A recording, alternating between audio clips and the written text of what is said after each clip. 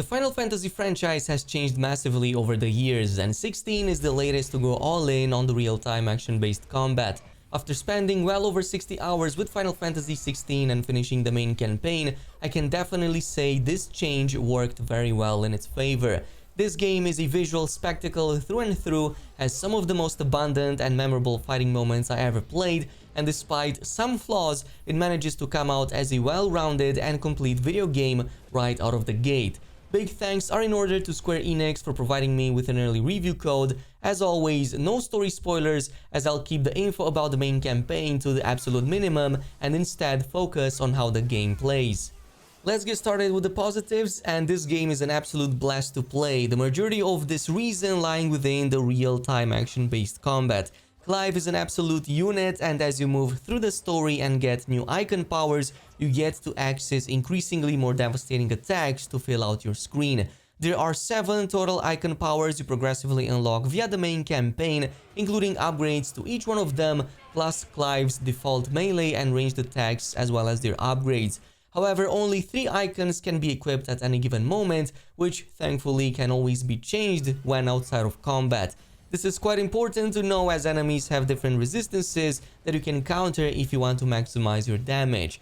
Now, some of these attacks are in fact the same ones that icons themselves use when fighting them, which makes them all that more appealing to chase. I really enjoy a video game that doesn't shy away from teasing a super strong ultimate and then just give it to you, like here, go ahead and have fun with it.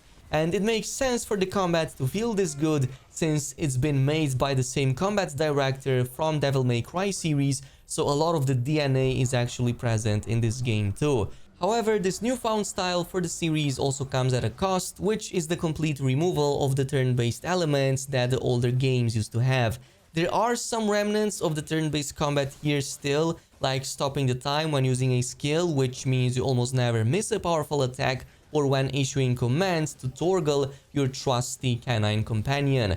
But as someone who really enjoyed the mix between the turn-based and the real-time combat from Final Fantasy VII Remake, I almost completely didn't mind it after a few hours spent in 16. Eventually, I think that all the abilities that you unlock and all the other mechanics do make up for the lack of turn-based elements. Of course, we cannot discuss combat and not talk about the Eikon boss battle fights, which Final Fantasy XVI has about a dozen or so throughout the entire campaign. And I believe this is a major step that truly sets this game apart from all the rest. I was afraid that these fights would end up being stale or lack the diversity of skill that Clive has by default, but I'm glad I was wrong on that one. Not only is each Eikon fight a perfectly choreographed and unique masterpiece, but Ifrit also acquires new and interesting powers as he needs to overcome increasingly bigger challenges. There's even a moment later in the story that, and to avoid any spoilers, let's just say it unlocks his full potential, and it's probably the coolest fight in the whole game. Another thing I really appreciated about Eikons is that they aren't just a gimmick, but a fully fledged feature that has a purpose both narratively and gameplay wise. Most of these fights have several lengthy phases that really let you go all in with the devastation that you can unleash. If I were to summarize it into just one sentence, it would be the following: just before you think you're done with them, there's actually more. Now, obviously, there were a few moments where combat felt a bit too like a bullet sponge simulator. Again, this is kind of like how it's always been with the series, so my best suggestion: play against enemies' resistances, try out different powers, and learn how to combo them. Now, graphics and visual wise, obviously this game looks really good. Not as much in the starting levels, which I found to be quite lacking and or dull, but more so as the main story opens up and brings you to totally new regions and towns. Early on, you navigate through these very tight and linear corridors, but eventually you get to explore more expansive and open areas that, for me personally, constantly stopped me in my tracks just to admire them. This includes stuff like lush green jungle zones, pristine desert oases, massive waterfalls with imposing structures in the distance, and plenty more that you will see. This game, ladies and gents, definitely gets an A in screen archery from me.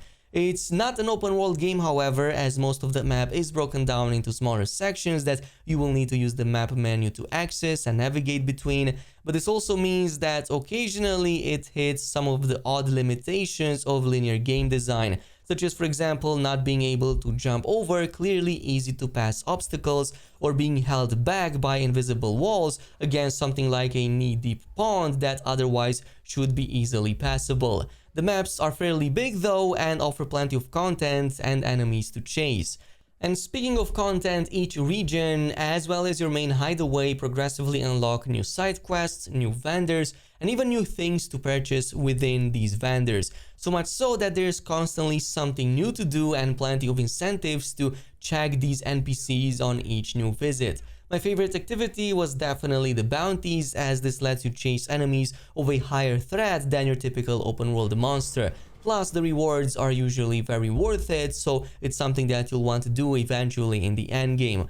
I also appreciated how the game lets you replay any of the previous unlocked levels once you've completed them. There are plenty of caches of loot easily missable in main story missions, so having a way to go back helps a ton to grab the ones that you've missed. Plus, this further lets you access the training mode to test out your latest skill unlock, or just if you want a challenge to defeat.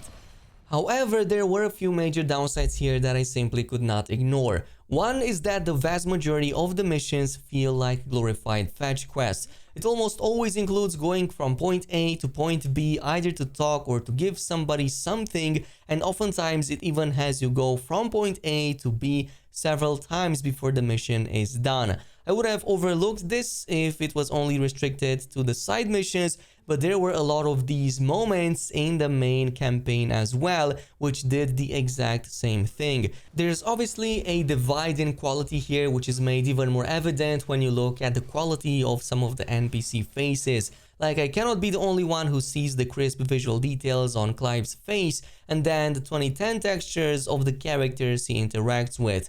Also, many of the side quests only give you gil and a bit of extra XP and rarely a noteworthy reward, so a lot of them just feel like, well, filler that you have to complete for 100% game completion. It doesn't mean that they don't present a compelling story, oftentimes they actually do and even touch on some really deep subjects. It's just that it oftentimes gets all washed down by the fact that all of this feels very outdated in terms of gameplay design. And since we talked about outdated, some of the level design also feels like that. Oftentimes I feel like I'm playing a game stuck in 2010 with just one linear path and very few adjacent zones that give you anything noteworthy. Even in the main story, there are some attempts to give you a illusion of choice, but actually that's mostly reserved to maybe picking a dialogue or two and maybe picking which character you bring with you in your adventures, but that's basically it. I think the franchise already has a pretty clear direction where it wants to bring the combat and the gameplay into. The next thing they should focus on is on these side stories and how they tell them. I think that if they do that and they bring a major step up in quality for these, this is going to truly bring the franchise back to the masterpiece status that it truly deserves. It's just my opinion, you don't have to agree with it, but I just found some of the side stories lacking. With that being said, the one final thing I want to focus on is the performance. Now, I played this game on the PlayStation 5 and for the most part it was very stable and ran very smoothly. I tested both the graphics preset and the performance mode, but eventually I stuck with the performance since the game still looked very good and I also got the higher frame rates on top. And you already know I always prefer 60 FPS over everything else. With that being said and done, here's my final verdict of Final Fantasy XVI. On the positive side, the combat is very fun and there is great diversity of skills. Icons are an amazing addition and one of the game's biggest highlights. The visuals are simply stunning and the main score fits perfectly. On the negative side, a lot of the quests, even from the main campaign, felt boring and uninspired. Side characters and NPCs felt lower quality than the rest of the game, and part of the level design felt outdated for this day and age. Still, Final Fantasy XVI is truly an amazing game and a must try both for old-time fans and newcomers of the franchise likewise. That's it with the review, thanks much for watching and I'll see you soon.